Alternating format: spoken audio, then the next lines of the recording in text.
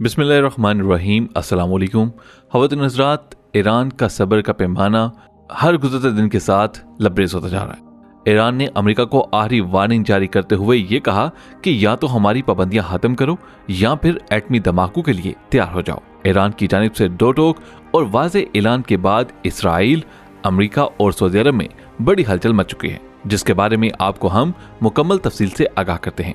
ख़वातीन हज़रात, इस वक्त ईरान बरतानिया, फ्रांस, जर्मनी, चीन और रूस के साथ एटमी मुज़ाकरात कर रहा है। अमेरिका मुज़ाकरात में बिलवास्ता तरीके से शामिल है और जब अप्रैल 2021 में मुज़ाकरात का पहला दौर हुआ था और जून में मुज़ाकरात का सिलसिला मुअत्तल होने से कबल 7 दौर मुकम्मल हो चुके थे और मुज़ाकरात का नया सिलसिला नवंबर 2021 में शुरू हुआ। ताहम फ्रीकैन अभी तक एटमी मुआहदे की बहाली की राह में दरपेश तमाम रुकावटें दूर करने के फार्मूले पर मुत्तफिक नहीं हो सके।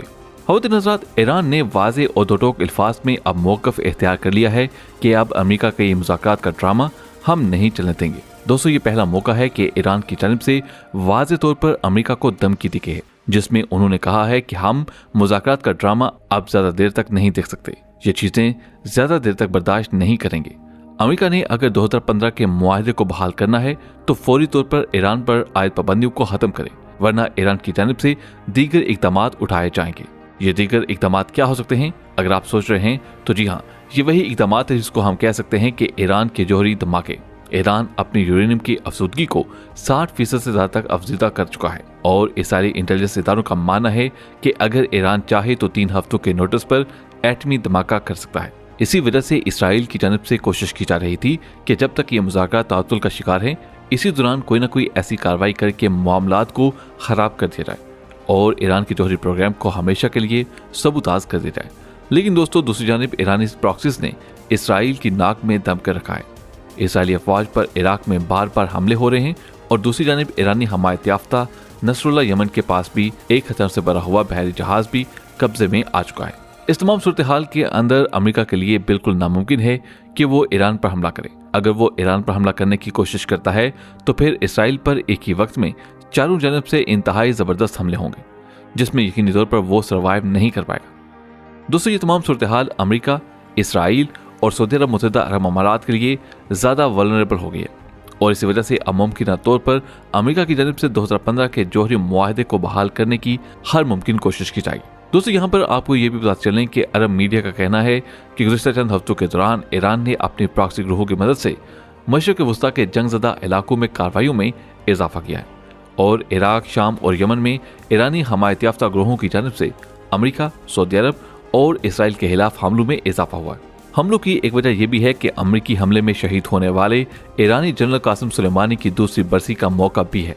लेकिन इलाके की सूरत हाल पर नजर रखने वालों का मानना है कि हमलों की बुनियादी वजह ईरान और अमेरिका के दरमियान वियना में होने वाले जौहरी मुज़ाकरात की बहाली और मुज़ाकरात आगे बढ़ने में ईरानी हुकाम हद से ज़्यादा पुरुम्मीद हैं कि मुआहदा तय पाने के करीब है, जिससे ईरान की माली और सियासी इदारों पर आयद अमेरिकी पाबंदियों में नरमी पैदा होगी। इस तमाम मामले से वाकिफ एक ओहदेदार का कहना है कि अमेरिका और ईरान के दरमियान तय पाने वाले नए समझौते की बुनियादी हदोहाल तैयार है। ईरान की जानिब से किया गया मुतालबा है कि अगला अमेरिकी सदर जौहरी मुआहदे से दस्तबरदार नहीं होगा। उसने मुआहदे में रुकावट खड़ी की हुई है और साल 2018 में साबिक अमेरिकी सदर डोनाल्ड ट्रंप ने मुआहदे पर तनकीद करते हुए उससे दस्तबरदार होने का ऐलान किया था। इस इक़दाम के जवाब में ईरान ने बैनुल अक़वामी इंस्पेक्टर्स के साथ ताउन करना तर्क कर दिया था, जो ईरानी जौहरी इंफ्रास्ट्रक्चर और यूरेनियम अफजूदगी की सतह पर नजर रखे हुए थे। अमेरिकी सदर जो बाइडन ने सदारती मनसब संभालते ही ईरान के साथ होने वाले जौहरी मुआहदे की बहाली की कोशिशों का आगाज किया था। ताहम सदर जो बाइडन को इस फैसले पर इलाकाई इत्तेहादियों की जानिब से तनकीद का सामना भी करना पड़ा। दूसरी जानिब ईरानी सदर इब्राहिम रईसी ने जनरल कासिम सुलेमानी की बरसी के मौके पर हिताब में डोनाल्ड ट्रंप को कत्ल करने का जिम्मेदार ठहराते हुए साबिक सदर से बदला लेने का अहद का इजहार किया।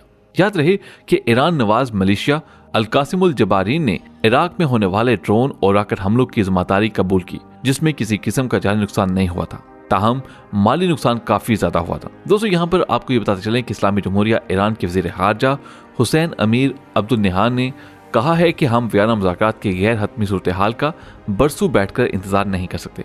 अमेरिका को दो टोक फैसला करना है कि आया वो ईरान पर आयद पाबंदियों को खत्म करने चाह रहा है या नहीं। अगर नहीं करने जा रहा तो फिर ईरान अपने रास्ते पर पहले ही चल रहा है। दोस्तों याद रहे कि ईरानी वज़ीर खारजा ने कहा है कि ईरान की जानिब से कोई अबहाम नहीं है।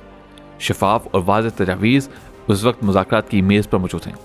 अब ज़रूरत इस बात की है कि हमारे मुकाबल फरीक बिलखसूस मगरबी ममालिक अपनी नेक नीति का सबूत दें, और वो अपनी बातों में सच्चे हैं तो ईरान के मुंजमद शुदा $10 अरब को अपनी नेक नीति की साबित करने के लिए आज़ाद करें। अगर वो ऐसा नहीं करते तो फिर ईरान को अपने तहफ़्फ़ुज़ात अजीज़ हैं। दोस्तों यहाँ पर आपको ये पता चलें कि इस वक्त ईरान जौहरी हथियारों की तैयारी के बिल्कुल करीब पहुँच चुका है।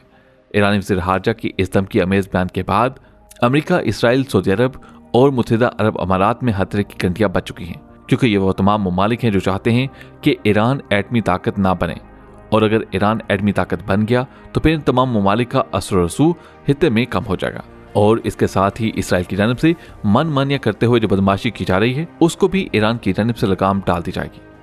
दोस्तों इस ऐलान के बाद उन तमाम ममालिक के आपस में हंगामी राब्ते होना शुरू हो गए, और मुमकिन तौर पर अमेरिकी सदर जो बाइडन ईरान के साथ जौहरी मुआहदे को बहाल करने में अब ज़्यादा देर नहीं लगाएंगे। ख़वातीन हज़रात, आपको पता चला कि ईरान ने एक और कदम उठाया है जिसमें उन्होंने अमेरिकी फ़ौज के आला अफसरान पर पाबंदी लगाई है। अमेरिका के chairman joint of chief staff general mark मिली समेत 50 से ज़्यादा अमेरिकी अफराद पर पाबंदी लगाने के साथ साथ ईरान में मौजूद जनरल मार्क मिली समेत 50 से ज़्यादा अमेरिकियों के असासे जब्त करने का भी ऐलान किया। याद रहे कि जनरल कासिम सुलेमानी के कत्ल में मुलविस और इंसानी हकूक़ के खिलाफ वर्जियों के जुर्म पर की गई। इस हवाले से ईरानी वज़ीर खारजा का कहना है कि पाबंदी वाले अफराद में दहशतगर्दी को बढ़ावा देने वाले भी शामिल हैं।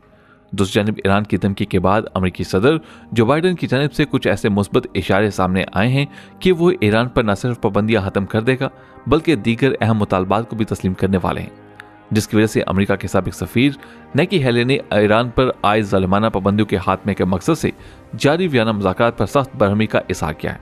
नेकी हेले ने ईरान पर आयत पाबंदियों के खात्मे के तरीक़ाकार के सिलसिले में अमेरिकी कांग्रेस की दरखास्त पर बेतवजही बरतने पर अमेरिकी सदर पर काफ़ी तनकीद की। दोस्तों यहाँ पर आपको पता चले कि नेक हेली एक इंतहा पसंद और जंग पसंद सियासतदान के तौर पर पहचान जाती हैं। ग्लोबल टाइम्स में दिए गए एक इंटरव्यू में उसने कहा कि अमेरिकी सदर जो बाइडन ईरान पर आयत पाबंदियों के खात्मे के तरीक़ेकार को छुपाने के साथ साथ वियना मुज़ाकरात में ईरान के साथ ताउन करने की कोशिश भी कर रहे हैं। उसने जो बाइडन के रवैये को अमेरिका के लिए गैर-ज़िम्मेदाराना और खतरनाक करार दिया। तमाम सूरत हाल के बारे में आपका क्या कहना है हमें कमेंट्स में ज़रूर बताइएगा। आपसे मुलाकात होगी अगली वीडियो में, तब तक अपना बहुत सा ख्याल रखिएगा। अल्लाह हाफिज़।